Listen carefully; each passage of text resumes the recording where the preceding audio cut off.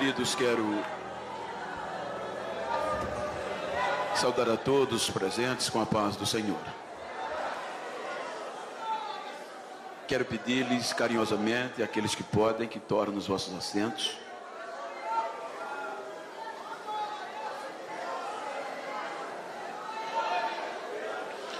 Enquanto quero externar a minha gratidão a Deus pelo rico privilégio de poder estar esta noite participando da Almada. Pela primeira vez estou aqui na cidade de Anápolis. Eu já visto que já passei algumas outras vezes pregar em Goiânia, mas para estar cultuando com esta família é a primeira vez. Então, tenho motivos de sobra para externar gratidão a Deus por este privilégio que não é merecido da minha parte. Quero agradecer ao pastor Bertier Magalhães. Pastor Magalhães, muito obrigado pela honra e a credibilidade de me dar esta oportunidade. Como pastor de igreja, vice-presidente também de uma igreja no nosso estado, já quero aproveitar e transmitir a saudação do meu pastor presidente, pastor José Orivaldo Nunes, meu pastor regional, que é o segundo vice da nossa convenção alagoana, meu pastor Arnóbio. E como eu vinha dizendo, como vice-presidente daquele campo, eu sei que não é fácil nos dias que vivemos ter a coragem que o Senhor teve de acreditar a tribuna desta igreja a quem o Senhor nunca viu.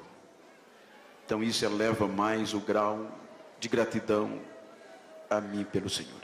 Sua família, pastor Osmar, vice-presidente desta igreja, toda esta diretoria que compõe honradamente esta igreja, e a estes homens que compõem este honrado ministério coeso, que eu não tenho ousadia e nem terei de chamá-los de companheiros, porque eu não estou à vossa altura, mas reverenciando-os, quero chamá-los de amigos, agradecendo a cada um e a todos. Registrando os meus agradecimentos ao pastor Santana, com todos aqueles que o ladeiam na coordenação da Almada, e a todos os componentes. E registrar a minha gratidão, pastor Paulo, pastor Cláudio, o major, Wesley, os irmãos que estão me recepcionando desde a chegada do aeroporto. Que Deus recompense os vós, irmãos. Queridos, alegria enorme ver o meu amigo íntimo, posso até dizer assim, Cleito Queiroz, sua irmã. A gente sempre tem se encontrado neste Brasil, e ele é um presente de Deus para a minha vida. Como estou em um congresso de jovens, eu quero ler um texto por demais conhecido, mas quero conciliar o tema tão bem sugestivo, que a palavra vem de despertamento, e eu quero ler um texto que está no livro dos Juízes. É um texto conhecido de cor salteado, através das mensagens, dos louvores, mas é a mensagem que está no meu coração, e por certo, tem vidas que precisam ouvir nesta noite. Juízes capítulo 16, versículo 21 e 22, o texto está escrito, 16 do livro dos Juízes, capítulo 16, versículo 21, diz: Então os filisteus pegaram nele, arrancaram-lhe os olhos e fizeram-no descer a Gaza. Amarraram-o com 2 cadeias de bronze e ordenaram ele a girar o moinho. Versículo 22, mas o cabelo da sua cabeça começou a crescer de novo, logo depois que foi rapado. Soberano Deus e eterno Pai, quero te louvar e te agradecer por este momento. Toma o meu pulmão, a minha garganta, e que a palavra que sair da minha boca edifique vidas debaixo da unção do teu Espírito. Em nome de Jesus.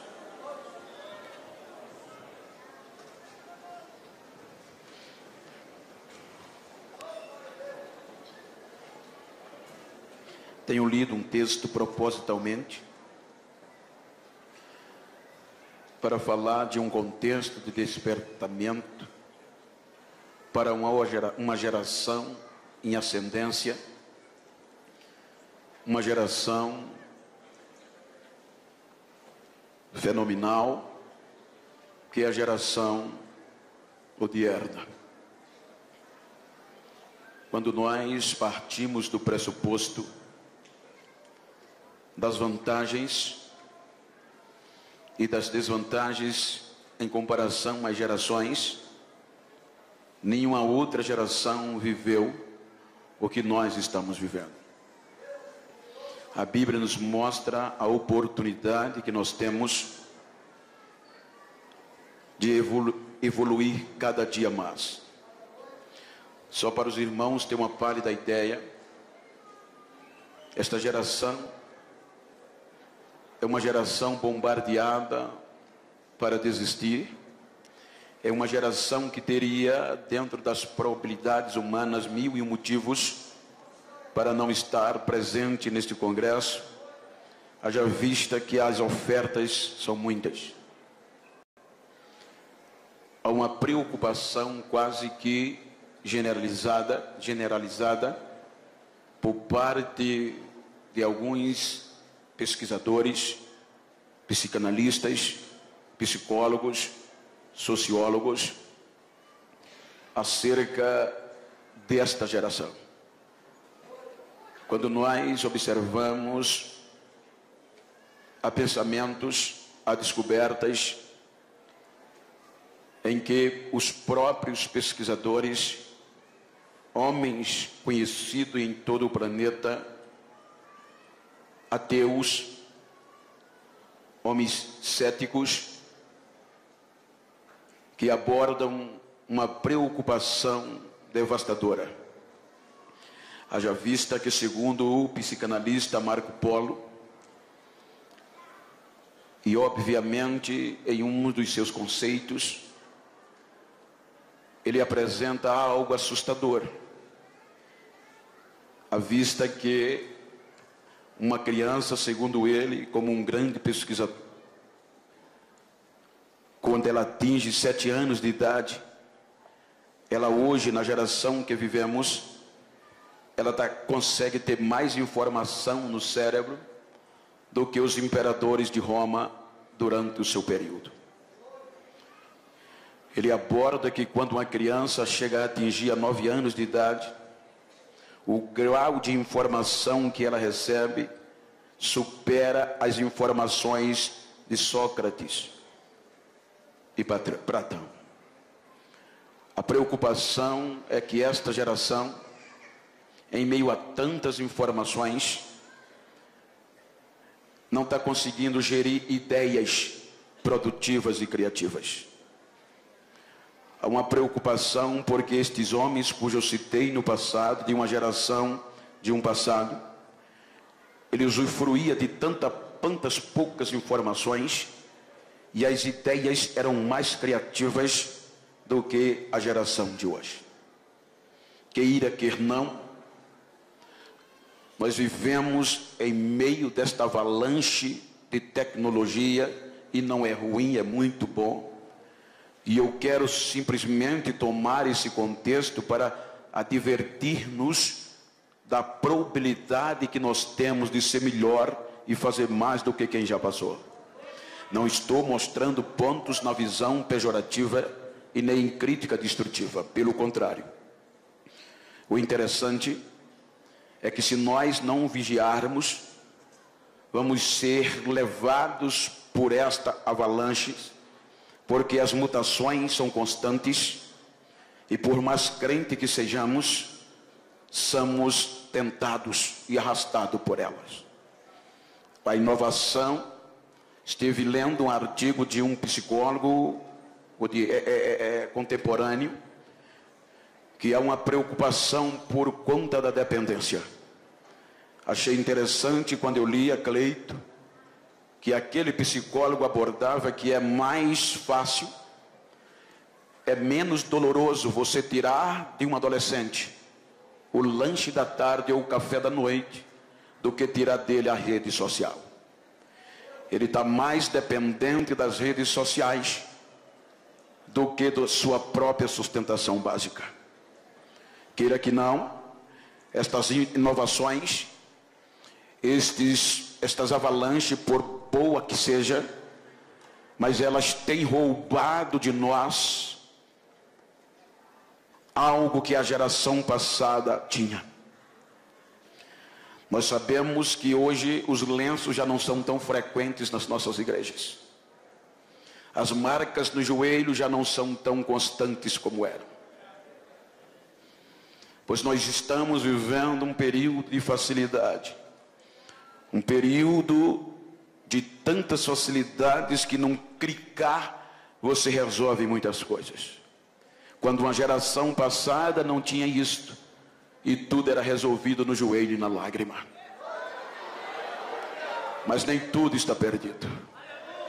Por isso, usando este contexto, eu quero falar-lhe sobre deixaram a raiz. Diga comigo, deixaram a raiz. Se nós observarmos o contexto bíblico, a Bíblia nos mostra no livro do Gênesis o começo da nossa história. Os 2 primeiros capítulos e adentrando no 3º do livro do Gênesis, a Bíblia nos mostra a alegria que o próprio Deus verbalizava acerca da sua criação. A Bíblia diz que quando Deus, ele criava, que terminava o dia, ele percebia que tudo aquilo que ele fez era bom e ele mesmo dava testemunho da sua alegria. Quando Deus cria o ápice da sua glória, o ápice da criação de Deus, que foi o ser humano, a Bíblia diz que Deus criou o ser humano com a particularidade tamanha, que o ser humano foi a única criatura que galgou um patamar de intimidade com Deus como nenhuma outra. Porém, quando nós chegamos no capítulo 3, este relacionamento é quebrado. O homem decepciona a Deus por conta do seu próprio egoísmo. O homem quis conhecer o bem e o mal e com este propósito se igualar a Deus. Então Deus aqui já tinha 1000 motivos de desistir do ser humano, de desistir do homem ou do ser humano que criou.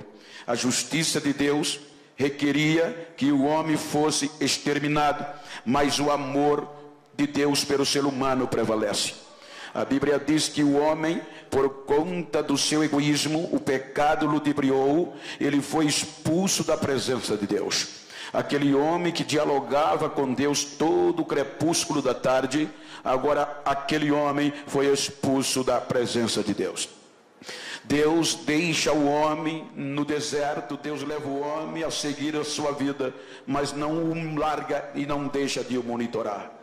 Quando nós vamos para o capítulo 6 do livro do Gênesis, a Bíblia mostra que Deus estava monitorando aquela geração, querendo reaver a intimidade. Então é quando Deus desce para ver qual a intenção da geração que era originária de Adão. Então o caos está pior do que no começo, porque a Bíblia diz que mais uma vez o ser humano, de forma generalizada, ofende a santidade de Deus, a ponto que o pecado daquela geração cheira mal às narinas de Deus. Então a justiça de Deus agora entra em vigor, determinando a eliminação do ser humano. É aqui que o próprio Deus verbaliza, dizendo: eu me arrependo de haver feito o homem que criei. Pela primeira vez o universo estava ouvindo da boca do Criador a decepção causada pelo homem. Mas quando Deus disse: por causa do homem eu também tirarei da face da terra tudo o que criei, Deus, a justiça estava estava pronta a desistir do projeto do ser humano. Então, quando Deus está determinado a abrir mão, a exterminar o ser humano, então a Bíblia diz que no meio daquela geração deteriorada, um homem acha graça diante de Deus nas suas gerações. O interessante é que não foi Deus, Noé achar graça, ou seja, a palavra graça na sua etimologia é um favor imerecido. Então a graça no contexto normal é quando o amor de Deus cobre o defeito do ser humano. Então o amor de Deus mais uma vez cobre o ser humano, e Noé, sua família, 8 almas e um casal de cada animal no planeta é preservado da destruição da ira de Deus. Portanto, quando o dilúvio vem, estes 8 almas e um casal de cada animal são preservados. Quanto quando a gente chega no capítulo 8, então a Bíblia diz que Deus vem a Noé. Agora Deus vem quebrantando e quebrantado nas suas palavras. Deus chama Noé agora em um contexto lógico. Deus estava dando a oportunidade para o homem recomeçar. Quando o homem recomeçava, agora Deus faz com que o homem pise no planeta Terra mais uma vez, e Deus faz uma nova aliança com a geração de Noé. Nunca mais eu farei o que eu acabei de fazer, nunca mais eu destruirei com água o mundo nem o homem. Então Deus faz uma aliança com o sinal no céu. Quando nós vamos para o capítulo 11, esta geração agora provinda de um contexto lógico de Noé, de um recomeço, mais uma vez decepciona a Deus, porque a Bíblia diz que esta geração no capítulo 11 se entrou mais uma vez no egoísmo e quis se livrar de Deus. A Bíblia diz que a terra gozava de um só idioma quando tiveram esta péssima ideia: criaremos uma torre cujo cume chega às nuvens do céu. Porventura Deus queira desistir e destruir a terra com água, nós temos como nos livrar dele. Então é quando Deus vem, observa, e agora Deus espalha aquela geração, e aí vem as diversidades de idiomas que hoje nós estamos vivendo. Quando nós chegamos no capítulo 12 do livro do Gênesis, o negócio fica melhor, porque agora Deus faz algo inusitado desde a criação do homem. A Bíblia diz que Deus resolve criar um projeto de resgate, o maior projeto de resgate da intimidade entre ele e o homem, mais uma vez. Pela primeira vez desde a queda do Gênesis, do capítulo 1 no capítulo 12. Era a primeira vez que Deus estava entrando em uma terra idólatra dentro desta geração, para mais uma vez depositar crédito ao ser humano. A Bíblia diz que Deus vai lá na terra onde o povo era idólatra. A família de Abraão também era idólatra, adorando o sol, a lua como um Deus que os protegia. Então Deus vai lá e faz uma proposta a um homem chamado Abraão: sai da tua terra, do meio da tua parentela, e vai para uma terra que eu te mostrarei. O maior projeto missionário na visão transcultural do Antigo Testamento. Não vou entrar nas entrelinhas, mas agora era Deus querendo reaver a intimidade com o ser humano de novo. Então na geração de Abraão, aí você vai encontrar que pela primeira vez desde a queda do homem, Deus pôde falar com o ser humano abertamente. Aí Deus volta a dizer: Abraão é meu amigo. Agora mais uma vez o homem é chamado amigo de Deus na geração de Abraão. Abraão resgatou a intimidade pessoal entre o homem e Deus, nenhum contexto literal, mas não no contexto espiritual, porque ele era simplesmente o começo de um projeto e um berço espiritual que culminou em Jesus Cristo. Quando nós passamos a geração de Adão, aí deparamos-nos com uma nova geração, a geração conhecida como a geração de Isaac. A geração de Isaac, ela andou nos passos do próprio pai, ele conservou o que o pai ensinou. Quando nós passamos da geração de Isaac, deparamos-nos com uma geração de Jacó, uma geração que teve o encontro com Deus no val de Jaboque. A Bíblia nos mostra algo interessante. O anjo, quando transforma Jacó, que fazia parte, era o alvo do projeto, então o anjo diz: a partir de hoje não será mais Jacó o teu nome, mas o teu nome será Israel, aquele que luta com Deus e prevalece. Quando nós vamos para o contexto humano, é quase que inconcebível e imensurável, não dá para raciocinar o homem conseguindo vencer a Deus, pois a Bíblia diz que o homem prevaleceu contra Deus. Aí quando nós vamos para o livro de Oséias, Oséias mostra porque Jacó venceu a Deus. Ele diz que a intimidade naquele momento de Jacó com Deus foi tão íntima. E por onde veio esta intimidade? Pelo joelho e pelas lágrimas que ele chorava. Jacó, a arma de vencer a Deus é joelho e lágrima descendo dos olhos. Porque o salmista no Salmo 56, ele diz que nós esquecemos das lágrimas que derramamos. O salmista no Salmo 56, ele diz que Deus não perde uma gota de lágrima que cai do olho do crente, que é um projeto dele. A Bíblia diz que o anjo pega toda gota de lágrima e leva num outro para Deus, e Deus pega a lágrima e coloca no arquivo. Para quê? Para quando o adversário, o inimigo, achar que Deus vai desistir do homem, vai abrir mão dele, aí Deus vai no arquivo e as lágrimas dele estão lá. Aí não tem para ninguém. Deus desce automaticamente e faz o que tinha que acontecer. Se você observar o que uma intimidade com Deus faz, você vai ver quando Davi estava cercado por gigantes, aonde a morte já sussurrava nos seus ouvidos. Aí Davi diz que na sua angústia, no meio das suas lágrimas, ele clamou a Deus, e Deus do céu ouviu o clamor de um crente aflito lá embaixo. Aí ele continua dizendo no livro de Samuel: então quando Deus ouviu o meu clamor e viu as minhas lágrimas, ele ficou irado, fumaça saiu das suas narinas, ele chamou um querubim, montou na asa do querubim e saiu voando nas asas do vento.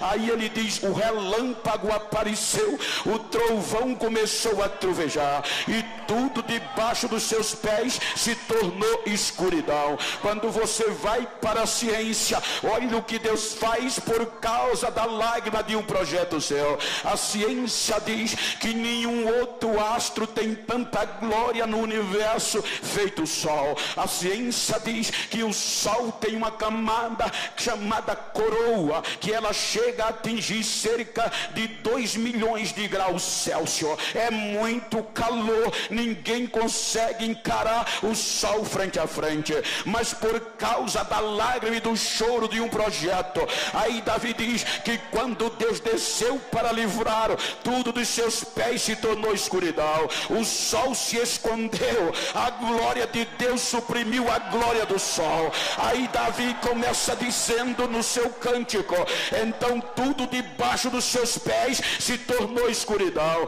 e Deus vinha, e por onde ele passava as brasas se acendiam pelo resplendor da sua glória. Ele desceu e me resgatou das mãos dos meus adversários. Intimidade com Deus, ela é baseada em lágrima e em marca nos joelhos. Isto é que faz a diferença. Quando nós passamos a geração de Jacó lá no Egito, deparamos-nos com a geração de José. Ainda no livro do Gênesis, A Bíblia diz que a intimidade de José com Deus era tamanha que Deus lhe mostrou o futuro que haveria de acontecer. Ele tinha tanta convicção que era um projeto de Deus, que antes dele morrer, ele chamou os seus irmãos e disse: quando eu morrer, não enterre os meus ossos na terra do Egito. Carregue o meu osso numa bolsa, num saco, mas não enterra aqui. Por que, José? Porque certamente Deus visitará o seu povo e levará para a terra que prometeu. O meu lugar é na terra prometida. Leve os meus ossos com você.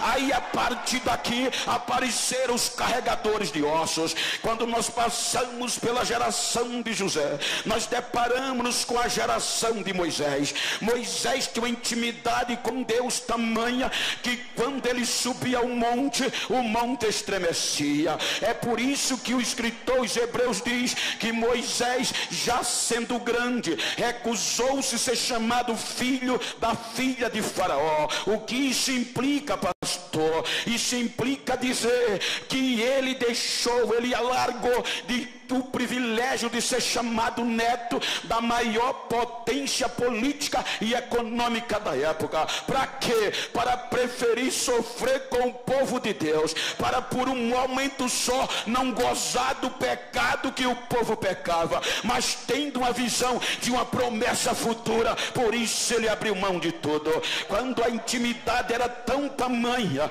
que quando ele entrava na tenda, a nuvem descia. Porém, se nós observarmos, havia uma prerrogativa de uma geração futura. Era através de Josué. A Bíblia diz que quando Moisés subiu o monte, só ele subia e Josué não saía do pé do monte, aprendendo, querendo também intimidade com Deus. Quando Moisés entrava na tenda, Moisés orava, falava com Deus, Josué prostrava-se na entrada da tenda. Quando Moisés saía da tenda, Josué continuava na porta da tenda, querendo intimidade com Deus. A intimidade de Deus com Moisés na sua geração era tamanha que um dia o irmão Miriam e o irmão Arão e a irmã Miriam se revoltou contra Moisés e nos bastidores começaram a difamá-lo por conta de uma atitude.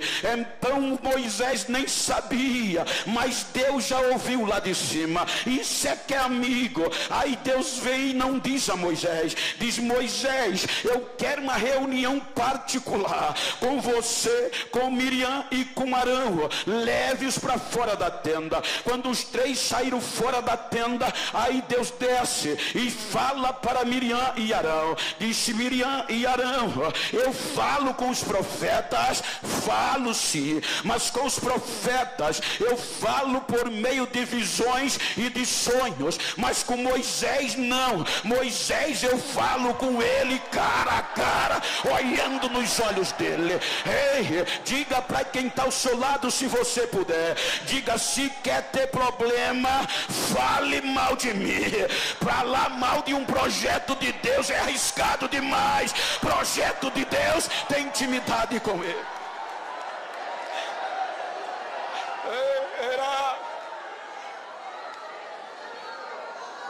Quando nós passamos a geração de Moisés, passamos pelo livro do Êxodo, passamos por Número, Levítico, chegamos em Deuteronômio.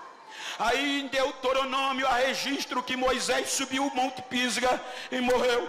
Só Deus sabia da morte de Moisés. No arraial ninguém sabia. Moisés de lá mesmo partiu para a glória. Até o corpo Deus resolveu dar um jeitinho e não deixar exposto. Então agora houve crise, houve silêncio. Com quem é que Deus desce sem ninguém saber? Aí Deus vai lá no arraial e chama Josué e diz: Josué, esforça e tem bom ânimo, meu servo Moisés é morto, e agora sou eu e você que vai colocar o povo na terra prometida.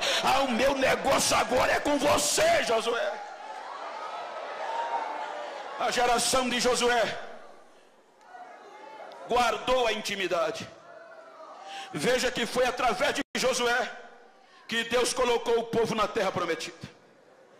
Aí a gente chega no livro de Juízes, capítulo 2, a Bíblia diz que Josué distribui a terra e morre, no versículo 8 por aí. Quando a gente vai mais adiante, a Bíblia diz que os anciões, aqueles que ladeavam Moisés, também morreram. Aí vem o versículo 10. O versículo 10 diz que levantou uma nova geração que não conhecia Deus e não tinha intimidade com os seus milagres. Uma geração que levantou-se levada pela modernidade da época, pelo egoísmo da época. Uma geração que não sabia o que era milagre e não sabia o que era lágrima no olho. Uma geração que não tinha marca no joelho. Uma geração que andava na base da razão, segundo o seu entendimento. Uma geração que perdeu a sensibilidade com Deus. Então é aqui que começa o drama, porque pela primeira vez este povo, projeto especial de Deus, é entregue à escravidão. Como lá no Egito foram 430 anos aproximadamente, a maioria deles foi de escravidão, mas agora era a primeira vez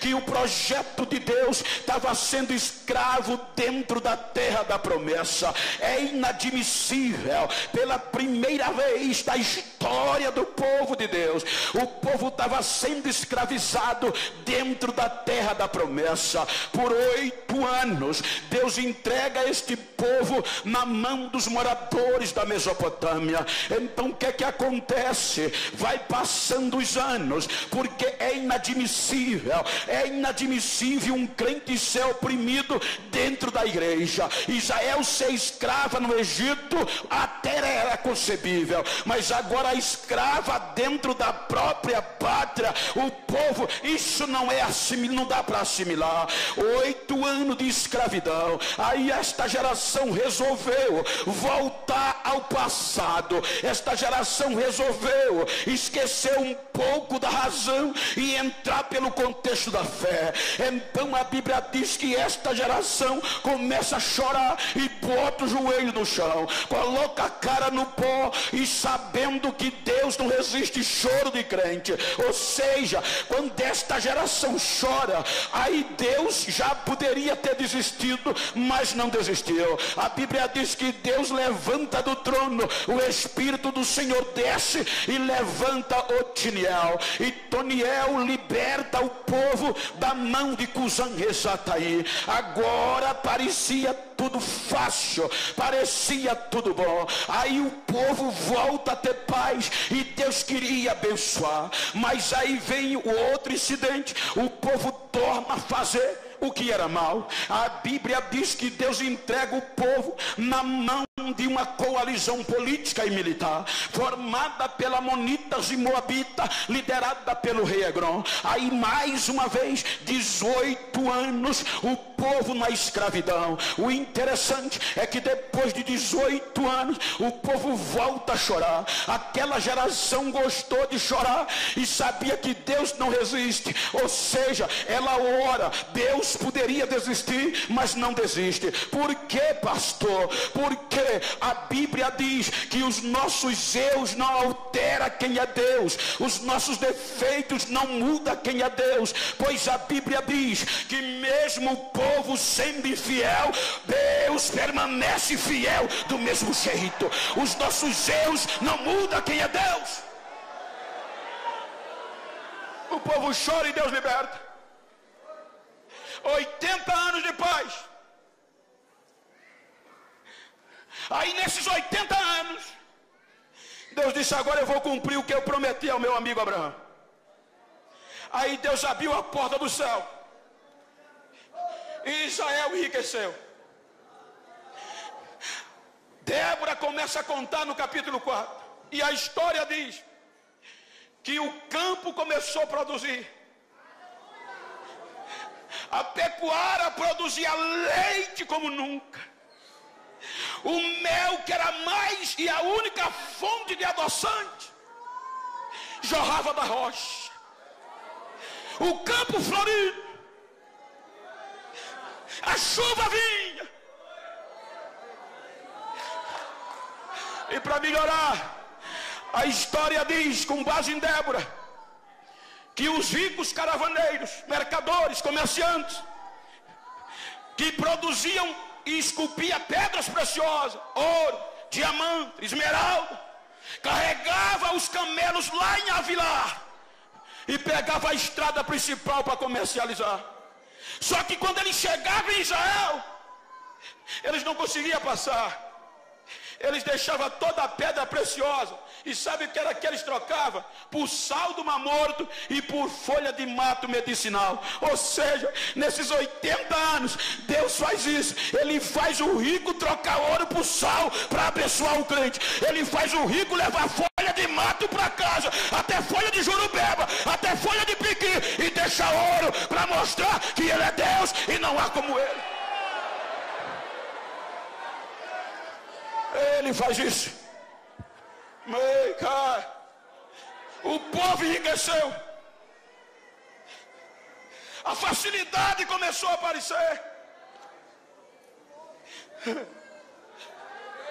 Para que orar? Se está tudo nos conformes. A Bíblia diz que o povo ficou rico. Os armazéns do ano seguinte tinha mais probabilidade, o prognóstico, o previsto, sempre o real superava a previsão. Para que orar? Aí o povo se esqueceu de Deus. Aí Deus entrega esse povo mais uma vez à escravidão. E agora Deus resolve entregar para doer. A Bíblia diz que Deus entrega o seu povo na mão de Jabim, rei de Canaã. Quem era Jabim? Por 20 anos, duramente. Era o homem que sabia por onde entrava a riqueza de Israel. Aí a Bíblia diz que Jabim sabia que os caravaneiros vinham pelo sul. Ele colocou brite no caminho do sul. Ele sabia que pelo norte entrava mais ouro. Ele fechou o caminho do norte. Ele sabia que pelo leste vinha pedra preciosa. Ele colocou soldado no caminho para os mercadores não passar. Ele sabia que do outro lado os 4 pontos cardeais ele fecha com brite de soldado. Aí é que por isso que Débora diz em Juízes: os viajantes vinham e não podiam passar, tomavam caminhos tortuosos e não chegavam nas aldeias de Israel. Aí com isso o povo foi empobrecendo mais uma vez, porque sem Deus não dá não, sem Deus não vale a pena. Aí agora Deus faz o povo chorar. Enquanto a crise assolava, o povo ficou tão pobre que não tinha escudo e não tinha lança. O que é que Deus faz? Cala. Só que Jabim era bom de guerra. O exército poderoso fechou tudo, vou minar, e minou, empobreceu o povo. Só que Jabim cometeu um erro estratégico de guerra. O que é que houve? A Bíblia diz que ele fechou todas as entradas, mas ele se esqueceu de fechar um circo de oração que funcionava debaixo de um pé de palmeira.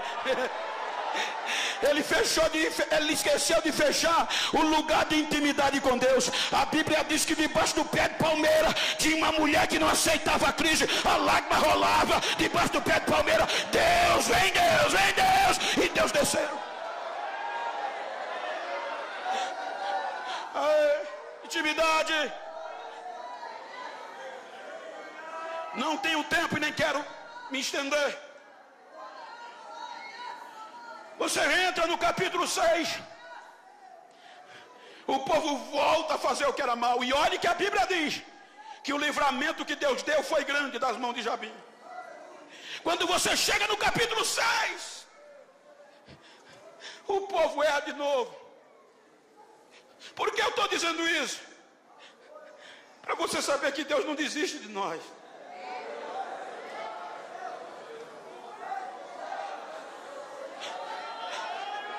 Aí agora vinham os midianitas e amalequitas. O povo plantava. Na época da colheita, eles chegavam e levavam tudo. 7 anos.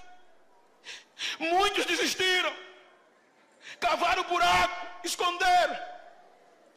Fizeram caverna, colocaram. Mas tinha um jovem guardando a semente no lagar. Tinha um jovem que não temia, sabendo que não podia malhar trigo no celeiro, na eira, ele levava para o lagar. Sabendo antes do inimigo chegar, ele guardava a semente.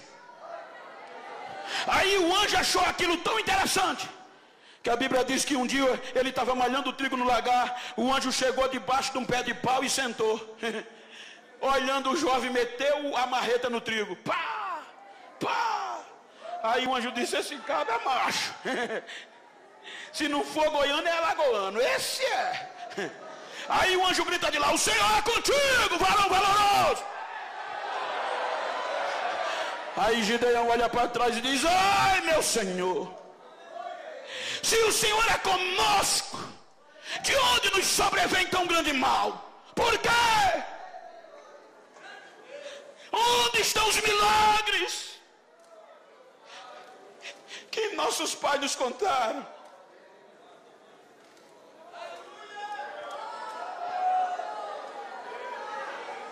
Olha a pergunta de Gideão: onde estão os milagres? Eu não sou saudosista,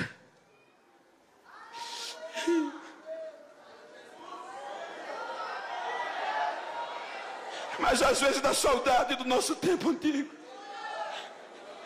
quando a gente não tinha WhatsApp, quando a gente não tinha Facebook, quando a gente não tinha tantos flashes nas nossas igrejas, quando a gente não tinha cantor famoso, quando a gente não tinha pregador famoso, quando a gente não precisava depositar cachê para ninguém vir pregar, que a palavra valia. Ai, mesmo sem cantor famoso, quando o hino da harpa aparecia, Jesus começava a batizar da galeria para o fim da igreja, o batismo caía. Aonde estão os milagres?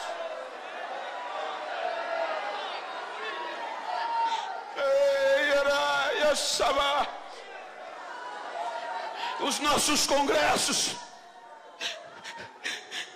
tinha dificuldades para terminar.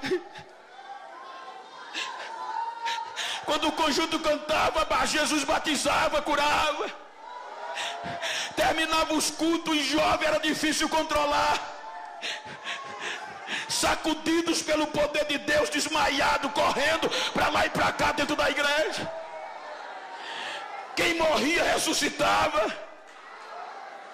Terminava o culto, o pastor dizia: como é que vai parar esse culto? Já é meia-noite, apaga as luzes. Quando apagava as luzes, era que o fogo pegava, o fogo caía e ninguém podia sair.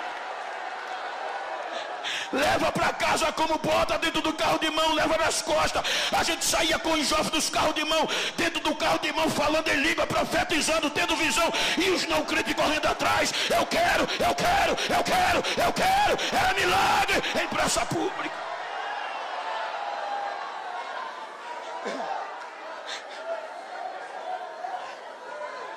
Hoje nós estamos light.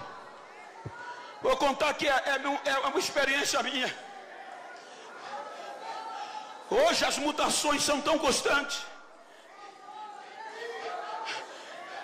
que é melhor você preservar a ética do que dar vazão ao Espírito Santo. Hoje, se você falar bonito, deixa a agenda garantida para o próximo ano. Hoje, se você tem característica política, é o cara. Na maioria das vezes não se procura saber o nível de unção. O que vale é a presença. Vieram me catequizar. Pastor Genival, pois não. O senhor tem curso superior de bacharel? Tenho. Estudei depois que Jesus me salvou. Então você não pode pregar mais como pregava, catedráticos. Mas como? Você está quebrando ética e protocolo. Mas de que jeito? Você anda demais no púlpito, Bento. Você chora demais. As nossas igrejas hoje, isso é topada de universitário, doutores. Isso é antiético, é feio e está certo. Se você chorar, tem que ser 2 lágrimas e enxugada assim, ó.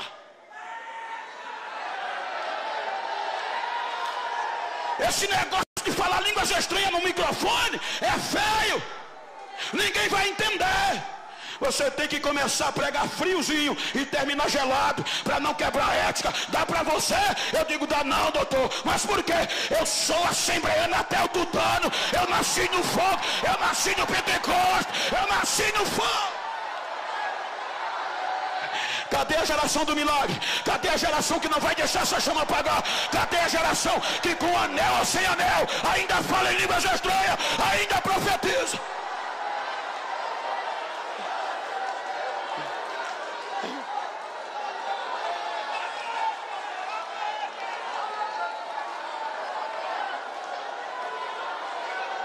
Cadê os milagres?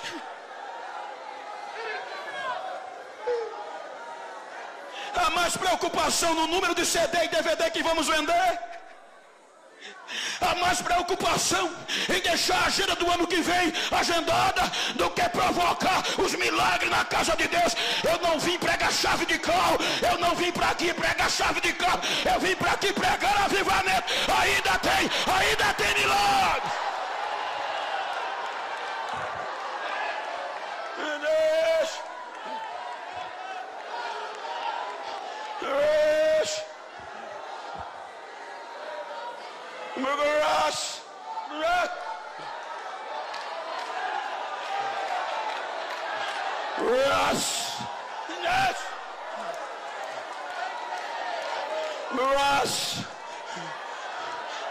De graça baixa,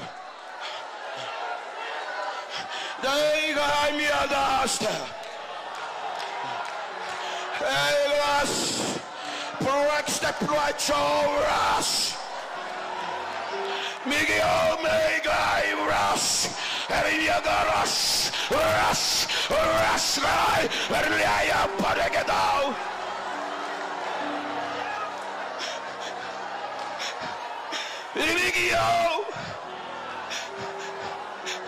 A minha glória está invadindo vidas nesta noite. Eu estou sacudindo uma geração pentecostal como nunca antes da história. Esta noite eu encho a galeria da minha glória e derramo na nave da igreja. O meu espírito está renovando vidas, porque eu estou distribuindo dons neste momento, diz o Senhor desta igreja.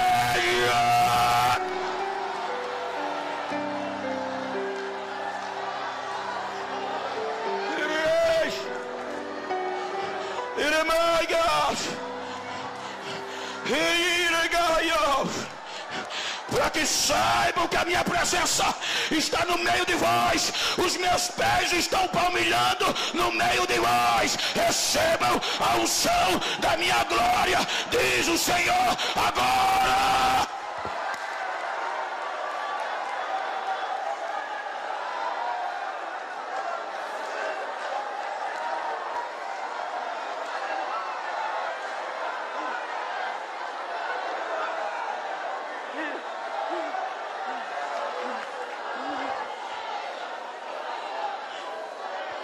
Onde estão os milagres que os nossos pais nos contaram?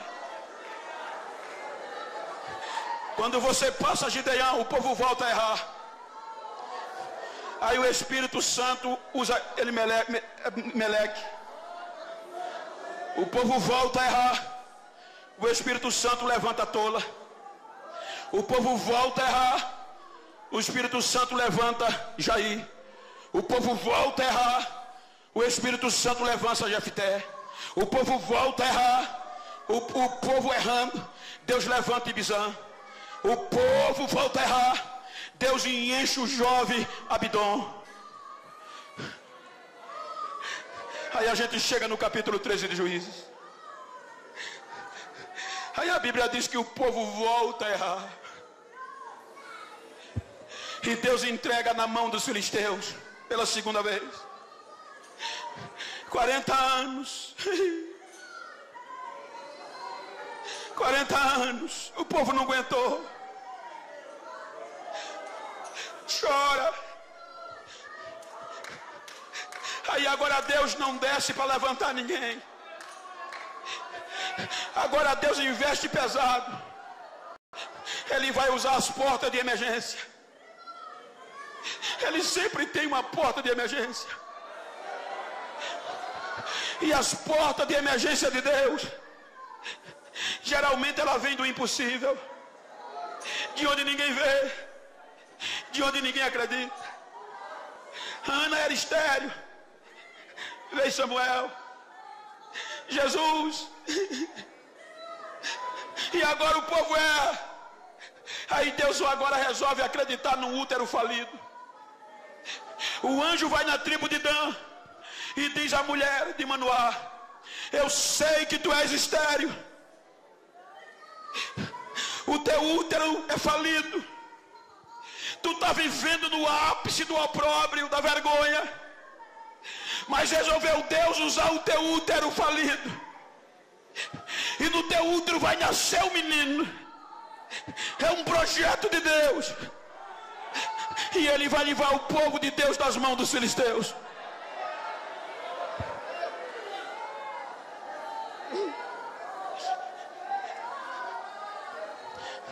A mulher aceita a proposta, e o capítulo 13 diz que o menino nasce. O anjo disse à mulher: ensina ele é nazireu, ele não pode beber nada derivado da uva, não pode comer comida imunda, não pode tocar em cadáver, e não pode passar navalha na cabeça. Ensina ele. Foi aqui que Salomão escreve os provérbios no sentido familiar. Ensina o menino no caminho que se deve andar, para quando ele crescer não se desviar. Veja que Salomão não diz que ensina o caminho, ele manda ensinar no caminho. Por quê? Porque ensinar o caminho qualquer um pode ensinar, mas você corre o risco de se perder. Mas ensinar no caminho é impossível se perder, porque você vai junto, você vai na frente. É por aqui, a gente chega. Quando a gente vai terminando o capítulo 13, a Bíblia diz que o menino ia crescendo, e o Espírito Santo incitava o menino, provocava ele. O Espírito Santo via o menino crescendo, e o Espírito Santo ia dizendo: tu vai ser uma bomba nas minhas mãos, eu vou sacudir a tua geração por meio de você. Quando a gente chega no capítulo 14, o menino cresceu.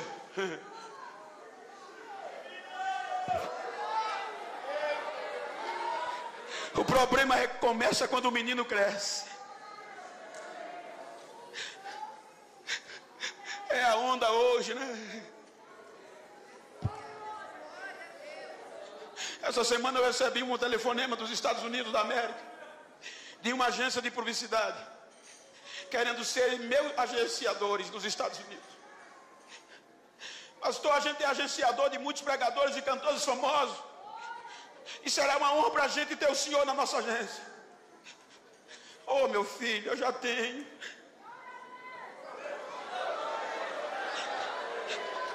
Já tem, pastor, tenho. Todo mês eu estou aí nos Estados Unidos. Mas quem é seu agenciador, pastor, tão forte assim? Ele está lá em cima.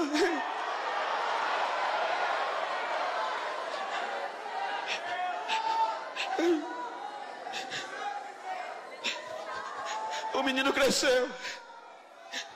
E quando o menino cresce, a onda é essa: entrei com os 2 pés, quebrei tudo. Quebra nada. Quem quebra é Deus, quem refaz é Deus. Outro dia eu fui pregar em um congresso, pastor, experiência para os jovens, que é na minha vida. Era cerca de 23, 25 mil pessoas. E como a mídia não estava ainda na alta, o pastor, como o senhor, nem por vídeo me conhecia, o coordenador que me convidou, quando eu fui subindo o degrau do ginásio, as pernas tremeram, porque só tinha catedrático da Itália, dos Estados Unidos, professores de Harvard, professores de muitas faculdades teológicas do Brasil e do mundo, e o congresso era muito grande. Aí quando eu fui subindo as escadas, o pastor olhou, aí olhou para o coordenador e disse: quem é aquele preto que vai subindo sem ordem? O coordenador disse: é o pregador da noite. Ele é de onde? De Maceió, Alagoas, nordestino. O pastor disse: pode vir alguma coisa boa do Nordeste? Em um culto desse, tu vai convidar um nordestino, e tu escolheu mais um negro do beiço virado. Vai pregar aqui não. Levantou, foi onde eu estava, disse: Bento, eu não te conheço, nunca te vi, não vai dar para tu pregar hoje. Só tem catedrático, você não vai ficar com raiva. Não fico nada, pastor. Então ele virou as costas, fui me sentar. Deus não deixou ele sentar. Ele fez a volta. Chegou onde eu estava, olhou para mim e disse: eu vou te dar 10 a 15 minutos. Tu prega qualquer coisa aí, tá bom? Porque depois a gente grande vai pregar. Só para você não ficar triste, tá bom? Tá, pastor, não tem problema não. Peguei o microfone, já entrei com 220. Mas eu entrei pegando fogo, voando faísca. Quando deu 10 minutos, Jesus disse: agora é comigo. Aí Jesus começou a batizar no meio do povo. O povo começou a correr. Jesus começou a restaurar vidas. O altar pegou fogo. Os doutores quebraram a ética. Olhava para cima, chorava e começava a gritar: a glória é dele, ele dá quem quer, a unção é dele, ele dá quem quer. O pastor chorava feito criança, olhava para mim e só tinha o direito de dizer: vai, negão, o dia é teu, vai, negão, vai, vai, vai, vai. É Deus que faz.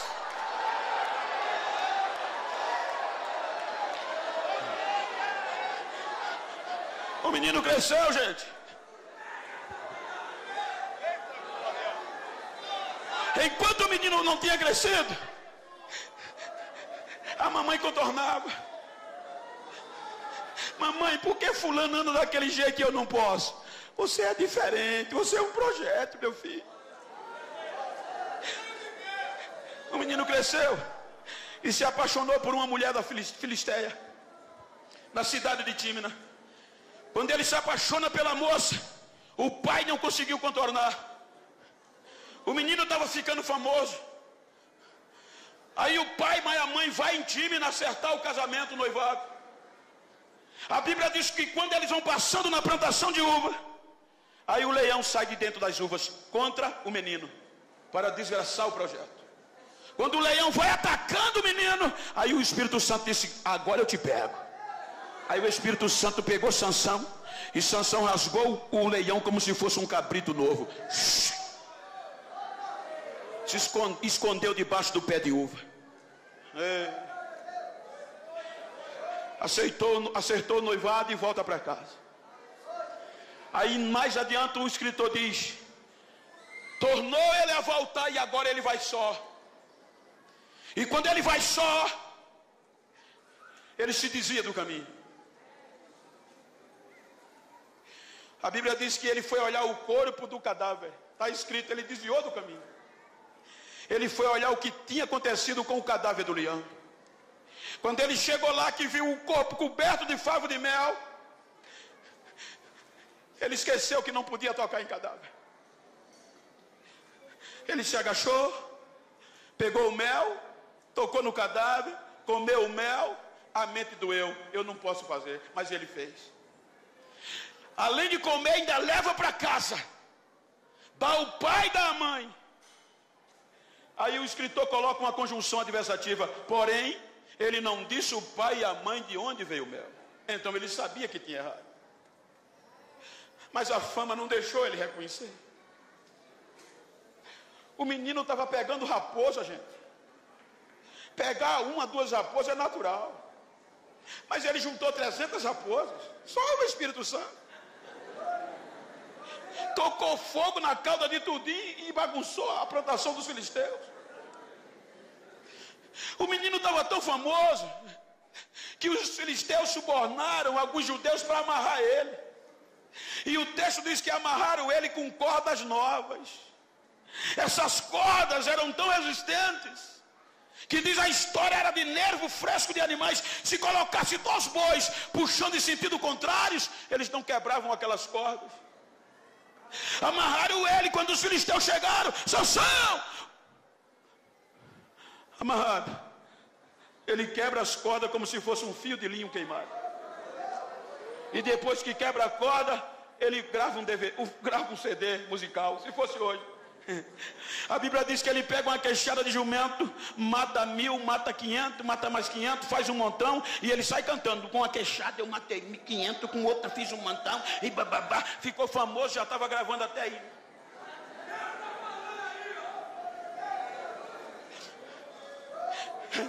O segundo incidente, a Bíblia diz que ele volta para Tímina e promove um banquete com os amigos.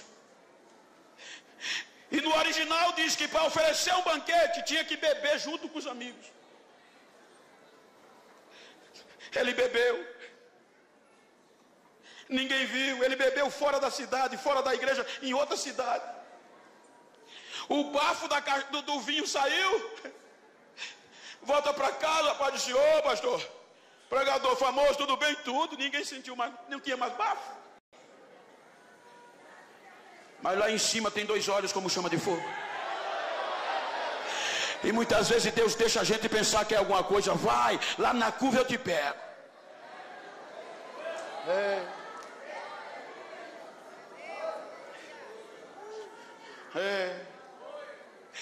O capítulo 15 era para Sansão recomeçar, gente. Beber ninguém viu. Comeu o mel, ninguém viu. Então a fama o encheu de orgulho e ele não quis recomeçar, que era fácil. Quando você lê o capítulo 6 de Números, Deus deixou uma porta de recomeço para um nazireu que falhasse. Deus disse a Moisés: quando um homem fizer um voto de nazereado, ensina a ele, Moisés, que ele não pode comer nada derivado da uva, não pode comer uva passas. Ele não pode, Moisés, de maneira nenhuma tocar em cadáver, ainda que seja o cadáver do pai, da mãe, do irmão, da irmã. Mas, Moisés, se acontecer algum incidente, diga a ele, Moisés, que tem jeito. Manda ele procurar o sacerdote. Quando ele chegar no sacerdote, o sacerdote pega ele, deixa ele em 6 dias de observação. No 7º dia, o sacerdote leva ele para a porta da tenda e rapa a cabeça dele. No 8º dia, ele traz um cordeiro pela expiação, ele traz 2 rolinhas, está resolvido. Porém, Moisés, tem que recomeçar. Ou seja, se tem 5 anos de nazereado, zera, recomeça de novo com a cabeça rapada. Só que para beber ninguém viu. Está na lei. Para tocar no cadáver ninguém viu, deu para esconder. Mas já pensou? Amanhecer no outro dia com a cabeça rapada na porta da igreja? Todo mundo ia saber, o famoso caiu. O caba pecou. E a história diz que o maior inimigo do recomeço se chama orgulho. O maior inimigo do recomeço se chama orgulho. Era fácil demais. O capítulo 15 era para ele recomeçar. Mas o orgulho não deixou. Aí vem o capítulo 16. Como ele não procurou o sacerdote, aí Deus disse: eu vou mostrar quem é que manda aqui. Aí joga ele na mão de Dalila. Na mão de Dalila, ele não aguenta 3 chavecos. Primeiro, ele sai de fininho.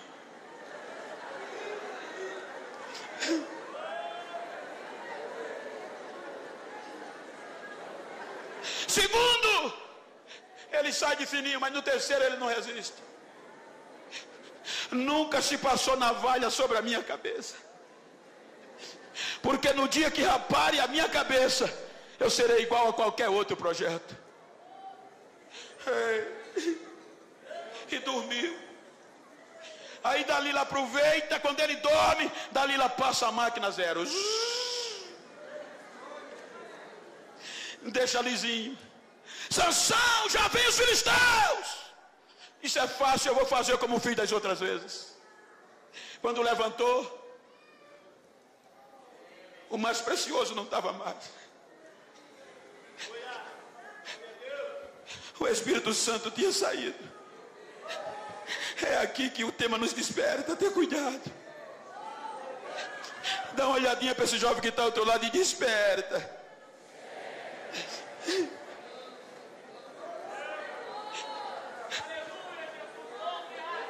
O Espírito Santo foi embora.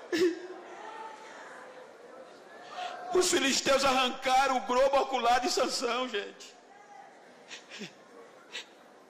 Amarraram-o com 2 cadeias de bronze. Jogaram ele no cárcere para girar moinho. Sabe quem girava moinho? Jumento. Agora um projeto de Deus. Estava fazendo trabalho de jumento no cárcere. Os filisteus tiraram 99% do que Sansão tinha.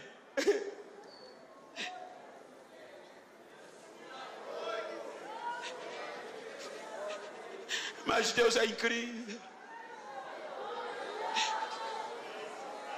Se você ler o versículo 22, você vai encontrar o que Deus mostrou para Dalila e os filisteus. Salvo engano, mas eu um dia li um artigo com contexto capilar que me dizia que o cabelo durante 30 dias ele cresce 2 centímetros, mas aqui está diferente. A Bíblia diz que era Dalila rapando o cabelo e logo depois o cabelo voltando a crescer. Era Deus dizendo para Dalila: você está pensando que eu vou desistir dele? Você está pensando que eu vou abandonar ele? Deus não abandona seus projetos. Me permita dizer que é a primeira vez que eu estou aqui. E se o senhor permitir, eu pedi para o tecladista me ajudar. Quantas vezes eu não quis tirar minha vida? Por quê, pastor? Porque dizia: esse negro não vale o que come. Mas um dia chegou um jovem e disse: eu conheço alguém que não abandona você. Quem é? Jesus. Eu fui para a igreja depois de 3 meses evangelizado, sem acreditar. Jesus me aceitou. Com 15 dias me batizou com o Espírito Santo. Com 1 mês eu desci as águas. Com 1 ano eu liderava a mocidade lá no interiorzão, dentro do canavial. Com 1 ano e meio de crente, chegou um pregador num culto de domingo, eu sentado lá numa igrejinha pequena. Ele disse: fica de pé você, Genival. Quando eu fiquei, ele disse: você é um projeto de Deus. Deus te tirou do pó e vai fazer você andar no meio dos príncipes. O mundo vai ouvir falar o teu nome e o Brasil vai ser pequeno para você pregar. Só que era impossível na ótica humana, na lógica do homem. Pobre, dentro do canavial. Foi tão sério que com 3 dias depois, um grupo de obreiros foi me aconselhar. E com razão. Genival, você chegou na igreja agora. A gente já tem anos aqui. E para você não ficar triste, não acredita naquilo que ouviste do pregador, não. Mas por quê? Porque você é diferente, não tem jeito. Mas eu não sou crente. Mas você tem 3 defeitos que não vão te aceitar. Então quais são os meus defeitos? Tu é pobre, analfabeto e preto.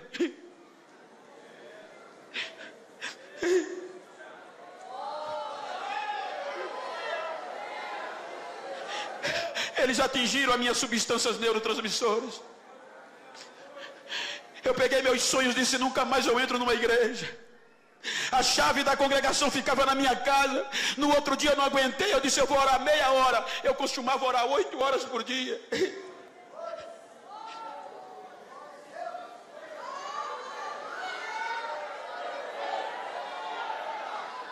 Quando eu dobrei o joelho meia hora para me levantar, não consegui, porque tinha 2 mãos nos meus ombros dizendo: fica aí que eu vou mostrar quem eu sou a você. Eu vou mostrar. 4 horas da tarde eu saí do joelho. Quando vou para casa, nem cheguei em casa, um adolescente veio me dar a notícia: a tua menina Gisele saiu de casa às pressas passando mal. Vai para o posto de saúde, muito precário. Quando eu cheguei no posto de saúde, o médico disse: olha, eu fiz o que pude, entre. Quando eu cheguei lá, minha menina estava contorcida, a cabeça virada para o contrário, os pés, os ossos pareciam que tinham sido triturados.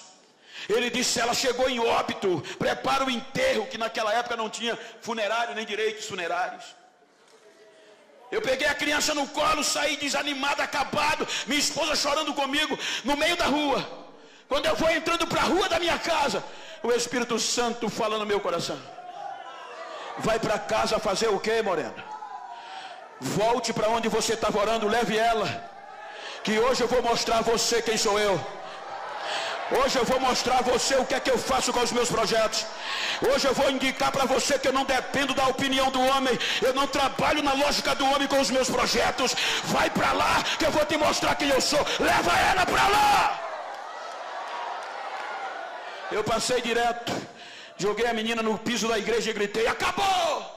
Foram dizer o médico, ele endoidou, foi para a igreja. Quando eu caí, não vi mais nada, só gritava. Aí a voz de Deus entrou no santuário.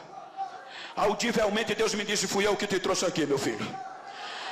E eu te trouxe aqui para te dar a oportunidade de me aproximar de ti, para tu saber quem sou eu. Eu vou fazer você sentar entre os príncipes. Eu quero te dizer que meus projetos ainda estão de pé. As minhas propostas estão de pé. Eu não desisto de você. E para você saber quem sou eu, veja o que eu estou fazendo. Quando ele disse assim, não deu 15, 10 segundos, a menina deu um pulo no meio da igreja e saiu correndo. Pai, pai, pai. Ele deleitou em 10 segundos a menina. O médico, as enfermeiras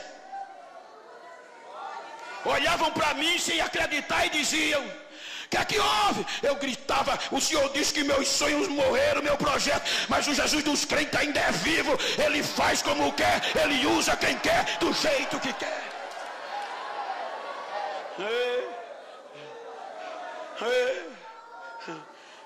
Desperta. Hoje eu estou pregando para a juventude, é por isso que eu estou dizendo isso. Hoje, se eu for atender os convites, eu não volto mais para casa. Hoje eu recebo cerca de 30 a 40 convites por dia. 2 vezes por mês eu tenho que cruzar os oceanos a convite para pregar o Evangelho. No Brasil, eu ando mais de avião do que de carro, filho. Mas por que o Senhor está dizendo isso? Deus não desiste dos seus projetos.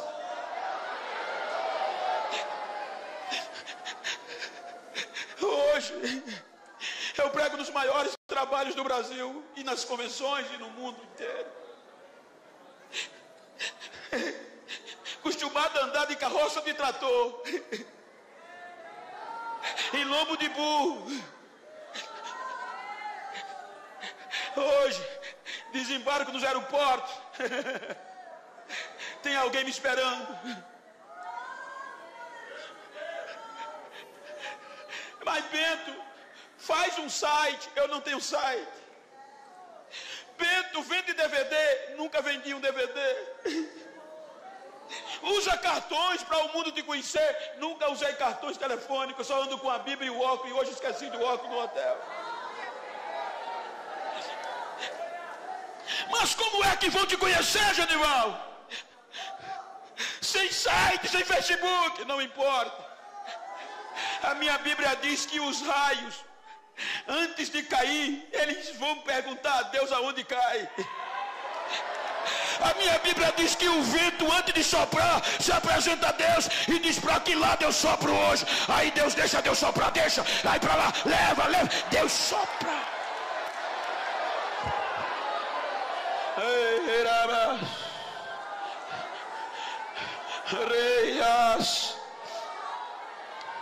Tiraram 99% do projeto de Deus. Jogaram no cárcere. Humilhamos a ele e o seu Deus. E era comum os pagãos fazer um culto em ação de graça quando venciam os seus adversários. A Bíblia diz que os filisteus fizeram um culto em ação de graça a Dagom, no templo de Dagom. que lotou a igreja, a casa. A Bíblia diz que entre príncipes, mulheres e homens, a casa lotou, que só no teto tinha cerca de 3.000 pessoas penduradas. Para quê? Para ver o projeto sendo humilhado, pastor Santana. A Bíblia diz que quando a festa estava boa, aí o príncipe dos filisteus disse: manda buscar o Sansão, um projeto falido, para a gente se divertir com ele. Agora o projeto de Deus, Senhor, algemado, sem visão, sem direção. Aí o guia vai lá no cárcere buscar ele. Me permita, pela intimidade, pastor. O guia vai lá no cárcere. Wesley, me ajuda aqui. E Sansão está lá, conjecturando.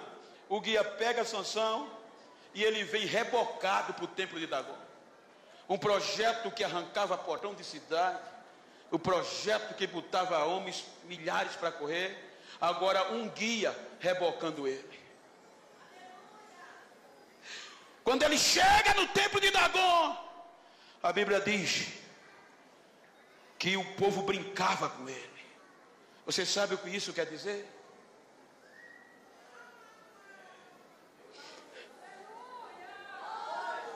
É porque na hora da crise os amigos geralmente vão embora. Aí Sansão sendo humilhado. Aí ele, já cansado, olha para o guia e diz: me coloca na coluna central. O guia leva ele e deixa ele perto da coluna. É aqui que aprendemos uma lição que eu quero transmitir nessa noite. Tiraram 99% de Sansão, mas não tiraram a esperança dele. Diga para quem está ao seu lado: os teus erros não destrói você. O que pode te destruir é faltar a esperança. Enquanto tiver esperança, Deus está disposto a usar de novo. Veja que Sansão nas entrelinhas diz isso. A Bíblia diz que quando ele está na coluna, que sente a coluna, ele não ora, ele clama. Porque isso implica dizer que ele já vinha orando no cárcere. Porque a oração é um diálogo, com tempo de falar e de ouvir.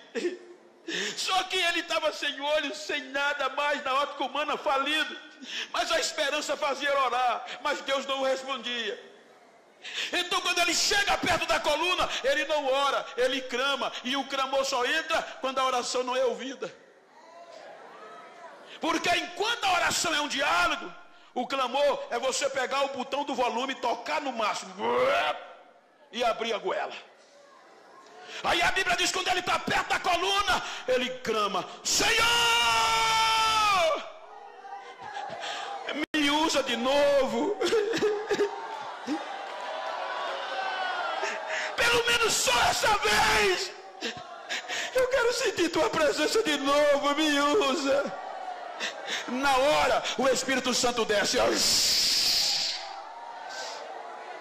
sacode Sansão. Agora na presença de Deus ele pega as colunas e joga o templo de Dagon para baixo. Isso é lindo demais. E o que é mais lindo, pastor? É se você ler do capítulo 13 ao capítulo 16, você vai encontrar cerca de 96 versículos. E nesses 96 versículos, você vai encontrar aproximadamente 20 dizendo as façanhas de Sansão. Sansão arrancou porta, Sansão tocou fogo, Sansão fez isso, Sansão bababá, Sansão bababá. Só a fama de Sansão. E Deus só usou a parte B do versículo do capítulo 16, o único versículo do penúltimo, para estar lá escrito: no último dia de Sansão, ele fez mais proeza do que em toda a sua vida. Ou seja, Deus não precisa muito tempo para distribuir, para devolver o que tomaram de você. Deus não precisa fazer rodeio para te encher de novo, para te sacudir de novo na terra. Fique em pé, por favor. Ei, ajuda aqui, ué. Se você pode, vira para esse crente que está do teu lado. Eu sou pastor de igreja. Eu não vim aqui emocionar você, eu vim pregar a palavra do jeito que ela é. Vira assim para ele, se for do mesmo sexo, a não ser que sejam parentes, íntimo, vira assim, olha para ele, frente a frente, olha para ela. E diga para ele, não estou nem aí como você chegou aqui nesse culto. Estou nem aí como você chegou nesse congresso. Diga ele, estou preocupado como você vai sair. Diga, eu tenho uma palavra para você. Me faz um favor. Se porventura, depois desse congresso, tu encontrar algum filisteu perdido por aí, que não acredita mais em mim, que pensou que eu estava acabado, que Deus tinha desistido de mim, faz um favor para mim, dá 2 recadinhos a eles. Primeiro recado, diga que eles cometeram um erro. Segundo recado, foi me deixar vivo. Terceiro recado, diga a eles que eles aparam a cabeça, mas deixaram a raiz.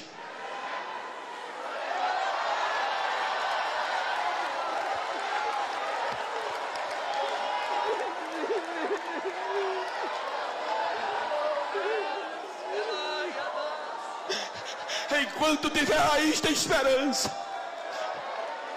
Os filisteus podem até tirar o cabelo, os filisteus podem arrancar até a farda, os filisteus tiram a credencial, os filisteus podem até criticar, defamar, eles cortam o cabelo porque o cabelo é para fora, mas a raiz é para dentro. Só quem mexe é Deus, só quem vai é Deus, só quem vai lá é Deus.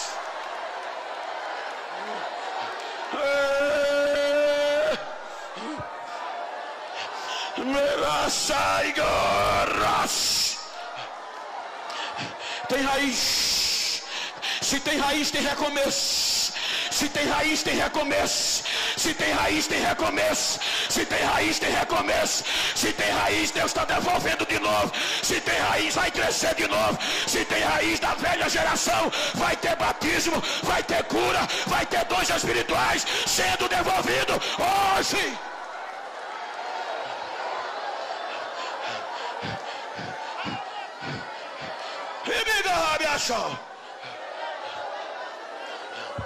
Arraiga gachal. Remiedes. Jacob prosaia dego. Iremi klosel. I'm psitektayo do. Agine buraya samura. Ebio megasta tadado. Sou eu que faço. Sou eu que desfaço. E sou eu que volto a fazer. Esta noite eu estou restaurando sonhos. Esta noite eu estou restaurando projetos. Esta noite eu estou devolvendo a minha presença para aqueles que havia perdido. Esta noite eu estou fazendo algo grande novo no meio de vós, para que vocês saibam que eu tenho urgência. Recebam o avivamento da minha parte pelo abraço do meu Espírito, diz o Senhor desta igreja.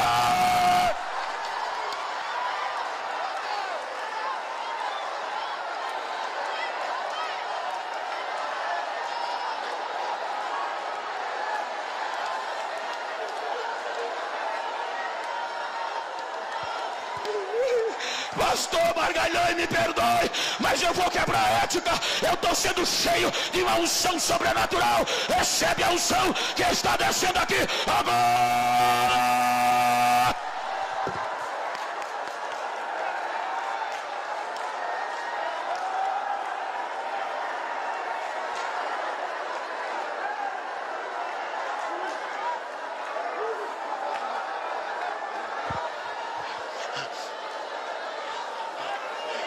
Abraça esse crente que está ao teu lado, se você pode.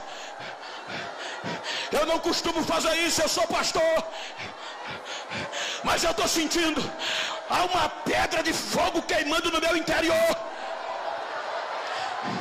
O Espírito Santo está me outorgando a transferir para vidas aqui nesta noite. Segura esse crente, abraça ela, abraça ele, vai, mas segura mesmo, profetiza para ele, diga: Deus não desiste de nós. Diga para ele: Deus não desiste de nós. Diga: eu só vou te largar quando eu ouvir línguas estranhas. Eu só vou te largar quando eu ver o barulho do cabelo voltando a crescer. Eu só vou te largar quando haver recomeço.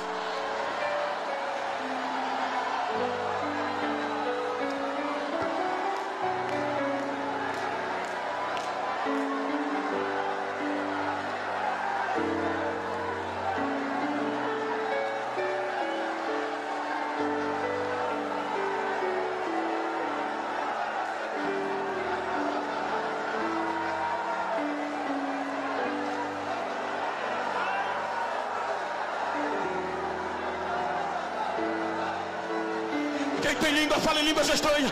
Quem não tem, recebe batismo agora. Toca fogo nesse crente que está ao teu lado.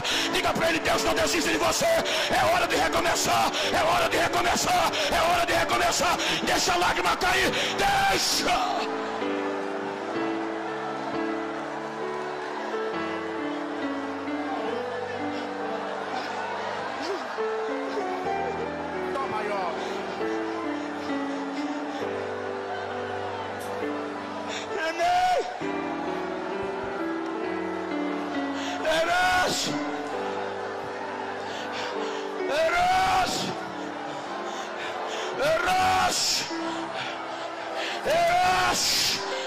Existe um Deus no céu.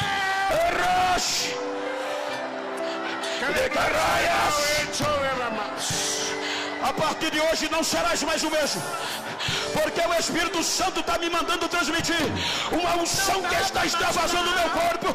Deus tem urgência em fazer algo grande a partir de hoje. Te prepara, como prova disso, recebe a unção que está sobre mim agora. Ele faz o que ele quer, soberano e forte até o infinito.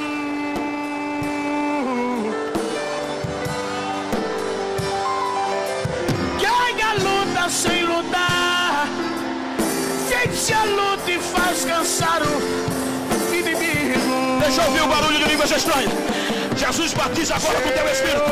Jesus renova agora. Batiza a crente agora, Jesus. Neste congresso da Almada, aqui tem uma geração que ainda está de pé. Tem uma geração que está sendo despertada. Tem uma geração comprometida. Adora, adora, adora.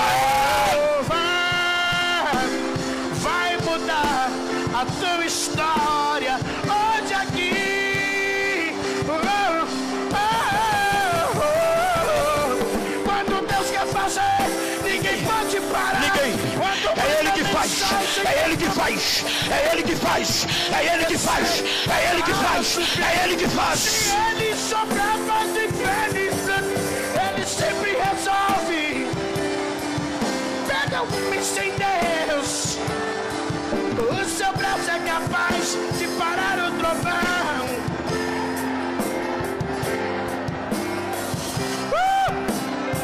É na unção divina que você passa por cima do inimigo e vai. Você canta, você fala e Deus faz o milagre. É na unção divina que Deus chega e extermina quem se levantar. E Deus manda um anjo forte e a cadeia abre. É na unção, unção, unção, unção, unção. Recebe a unção que está sobre mim agora. Unção, unção, unção. Você está ungido, é na unção. Pega, pega, pega, recebe lá. Quem é ungido vence, nunca é vencido.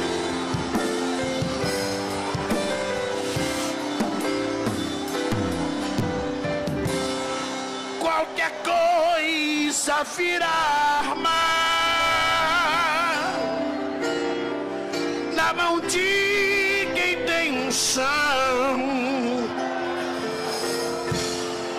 uma queixada mata mil, uma capa abre um rio. Assim foi no Rio Jordão. Uma pedra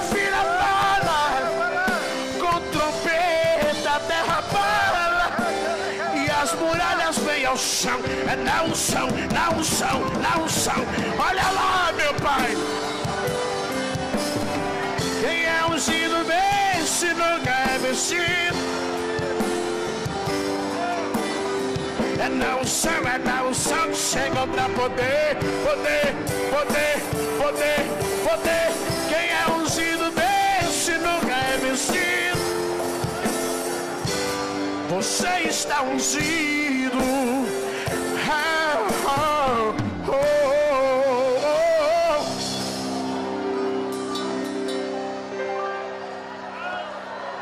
Só um pouquinho de voz para mim, por gentileza. Estou sentindo Deus aqui. Oh, Deus. Oh, Deus. Oh, Deus. Alguém aqui se lembra o que aconteceu dia 11 de setembro de 2001? Alguém aqui lembra? A queda das Torres Gêmeas. Alguém consegue esquecer isso? Marcou? Talvez. Ninguém aqui se esquece do dia que nasceu. Você sabe o dia do seu aniversário, não sabe? Marcou para você? É especial para você? É? Talvez. Você lembra até hoje o dia que você conheceu a pessoa que hoje é sua esposa, seu esposo. Marcou para você, não foi? Não dá para esquecer, né? Talvez você não consegue se esquecer daquele dia que morreu um parente. E aí você vai contando, faz um mês e a lágrima desce. Faz 5 meses e a lágrima desce. Quando faz um ano, você derrama tudo. E aí você fica contando, faz 1 ano, faz 2 anos, faz 3 anos. Mas essa noite, eu quero falar com você. Diga a data de hoje, diga que dia é hoje.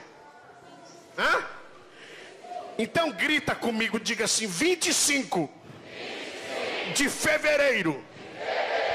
Deus está querendo carimbar, marcar a sua vida como o dia do recomeço.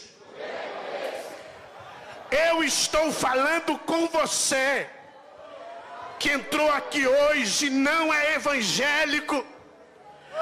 Você que entrou aqui afastado, você já teve cabelos grandes, já foi munido de uma grande unção, de grandes experiências com Deus. Mas o dia 25 de fevereiro você não vai deixar passar em branco. E você diz: hoje, Cleiton, hoje 25 de fevereiro, na Almada, eu quero marcar um recomeço. Aonde está a primeira preciosidade? Sai do lugar e vem cá. Faz um sol maior, porque enquanto você vem, nós vamos cantando. Quando todos os meus medos já não cabem mais em mim. Aonde está a primeira pessoa?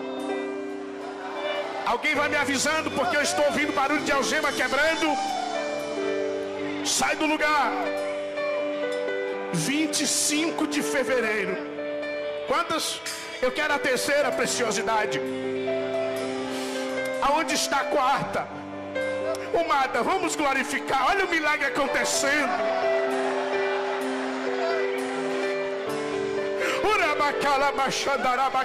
Nessa noite tem milagre pra você. Eu cuido. Isso, vem correndo. A data é essa, 25 de fevereiro. Aonde está a sexta? Aonde está a sétima? Descansa, descansa, descansa em mim.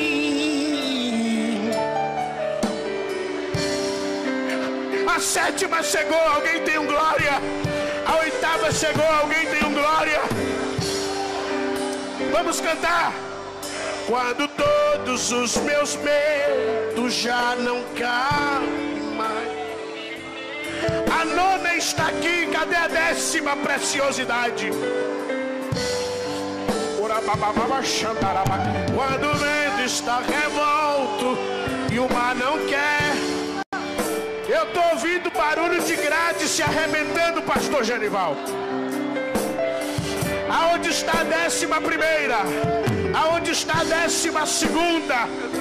Tem glória na Almada. Deixa eu saber se tem glória na Almada.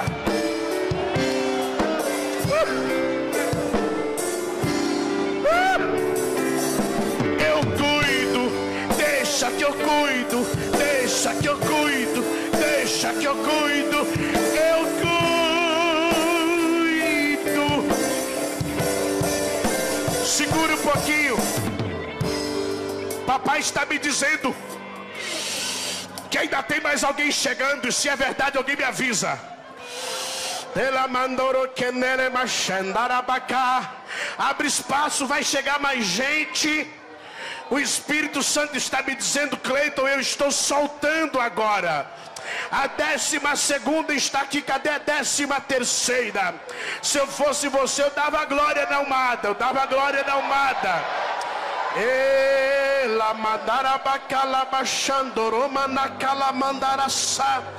Eu estou esperando mais alguém. O Espírito de Deus me disse que são mais de 30 pessoas que precisam. Ele me falou aqui agora, Cleiton, são mais de 30 pessoas que precisam recomeçar. E eu estou lhe esperando. Você é o espelho que reflete a imagem do Senhor.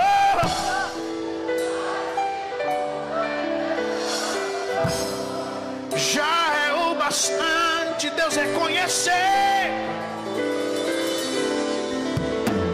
A Roseli está aceitando a Jesus pelo Facebook.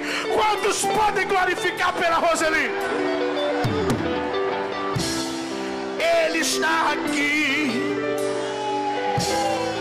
Se o mundo te fizer. Mada, deixa eu falar um negócio. Deixa eu ver se vocês gostam dessa notícia aqui. A 14ª chegou. Eu quero a 15ª. Eu quero a 15ª. Cleiton, será que tem? Tem. O Cleiton só perdeu os olhos, a visão continua. Eu estou esperando a 16ª pessoa. Mada, você gosta de notícia boa? Sim ou não? A 16ª chegou. Nós já estamos aguardando a 17ª. O Espírito de Deus falou para mim, pastor Genival Bento, são mais de 30 pessoas que precisam recomeçar hoje aqui. Termina na manação vitéria. E eu estou esperando você. Vem. Tudo entregarei. Quem gosta de notícia boa, a 17ª chegou. Eu quero a 18ª. Sim, por ti, Jesus, bendito, tudo deixarei. 25 de fevereiro. Essa data precisa ser marcada. A 18ª está vindo. Alguém gosta de notícia boa para comemorar? É a 19ª que nós estamos esperando. O Espírito Santo falou para mim. Quem eu disse que falou para mim? Que tem mais de 30 pessoas que hoje não podem sair daqui sem refazer a sua aliança. E eu estou esperando você. I surrender all. I surrender all. Olhe para mim. Segura. Eu vou fazer o que Deus me manda. E aí a gente vai dar cama, noto, eu vou contar de 1 a 10. Está chegando a 19ª. Se não der glória a Deus é porque está devagar. Já estamos com 21 preciosidades. Se não der glória é porque está ruim. Aonde está a 22ª? A 22ª está de joelho. Eu quero a 23ª, já chegou? Quero a 24ª. Antigamente a gente comemorava mais, né? Estou esperando mais aqui.